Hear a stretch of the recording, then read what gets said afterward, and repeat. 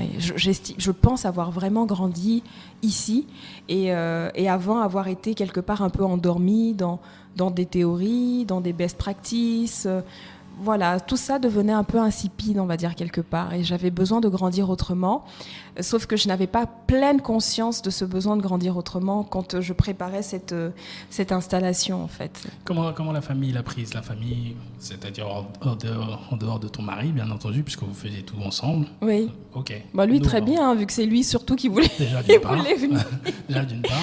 Mais je dirais, papa, maman, tout ça, comment ils sont? Ok. Vous revenez, c'est Très super. heureux. Ok. Ah oui, très heureux. Ben là, c'est les enfants qui s'installent avec nos petits-enfants. Donc là, je veux dire, c'est que du bonheur. D'accord.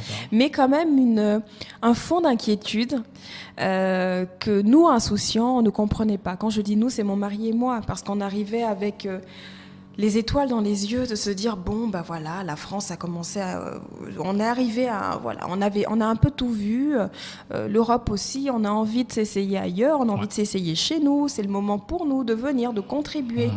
Et en fait, il y avait beaucoup l'ego qui parlait dans ça. Disons-nous les choses, parce qu'on était dans nos illusions, on était dans nos réalités, mais qui n'est pas forcément la réalité qui nous attend. D'accord. Et en fait, c'est comme si l'aventure, elle nous dépassait, en fait, quelque part.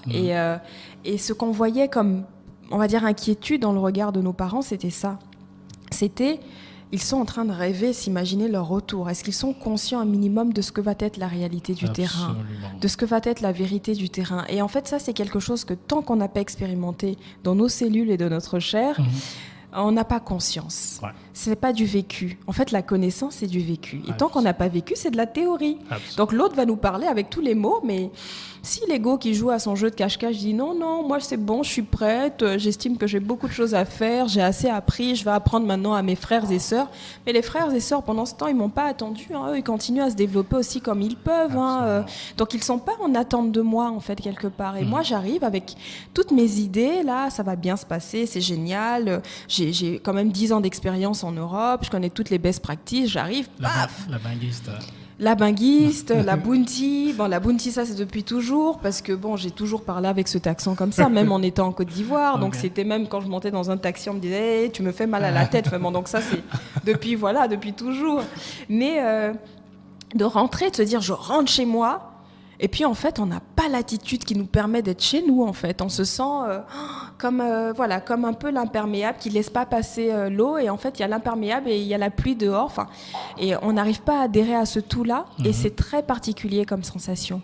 C'est très, très particulier. Donc, c'était une aventure incroyable. C'est une aventure parce que ça continue chaque jour. Absolument. Et une anecdote, c'est que quand je suis arrivée en Côte d'Ivoire, donc j'ai pris fonction tout de suite dans cette société, dans ce groupe, avec un volet managérial important.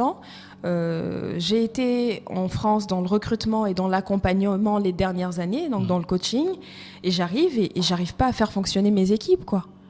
Moi qui étais dans l'accompagnement, qui accompagnait des cadres et des dirigeants de grandes structures en France, qui quand même a pas trop mal réussi, pour la petite jeune ivoirienne que je suis, j'arrive ici, ça marche même pas avec des équipes jeunes sur le terrain. C'est quoi les difficultés que vous rencontrez avec ces équipes? On parlait pas la même langue, on n'avait pas les mêmes valeurs, on communiquait pas, on ne se rencontrait pas en fait.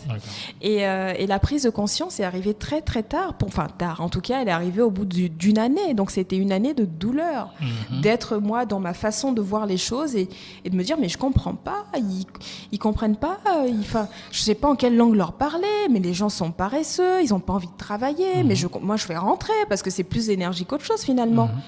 Et on se dit, mais en fait, on n'est pas chez soi, quoi. Et il y a eu un déclic. C'est quoi le déclic? Le déclic, c'est... Regarde, tu étais dans l'accompagnement en France, tu accompagnais des dirigeants, tu leur donnais des conseils pour recréer une espèce de cohésion avec leurs équipes, apprendre à communiquer, apprendre à faire chemin vers eux. Est-ce qu'à un moment donné, tu as essayé de le faire pour toi et pour tes équipes? Et en fait, non. Parce que moi, j'étais dans ma vision des choses et je n'essayais pas de comprendre la leur. C'était quoi leur vision? Parce que ça m'intéresse, j'aime bien rentrer dans les détails. C'était quoi leur vision par rapport à ça? Déjà, moi, quand j'arrive dans la structure, je suis un peu présentée comme la diaspo qui a fait des études, grande école de commerce, grand cabinet. Donc, il y a tout de suite ce complexe-là qui se crée. Et donc, moi, je n'ai pas suffisamment conscience Ok. De se dire, bon, bah, en fait, j'arrive, je suis présentée comme celle qui va apporter toutes les solutions. Et eux, en fait, ils ont été sur le terrain pendant toutes ces années de crise. Ils ont maintenu comme ils pouvaient le fait que la société ne ferme pas, comme ils pouvaient avec leur technique, avec ce qu'ils sont.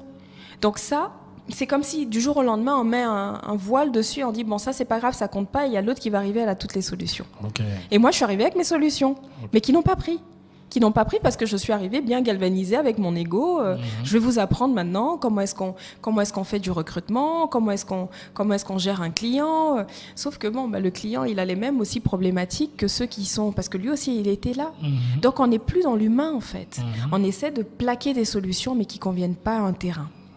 Donc là, on arrête et on se dit, mince, bon, ok, le terrain, il dit quoi? Celui qui est en face de moi, quelle est son histoire? Et on change le prisme. On se reconnecte à l'humain et on se dit, en fait, l'humain, ben, c'est quelque part, c'est de la compassion, c'est d'entendre l'histoire de l'autre, son vécu, s'enrichir de ce vécu-là et ensemble faire chemin l'un vers l'autre pour qu'on puisse, je dirais pas parler la même langue, mais parler en tout cas une langue commune. D'accord. Et c'était ça de façon, on va dire, un peu... voilà, là j'utilise des paraboles, mais ça a été ça en fait, c'est ce qui s'est passé, c'était ça, ce déclic de se dire, mais est-ce que tu sais quelle est la réalité de cette personne que tu accompagnes et que tu manages?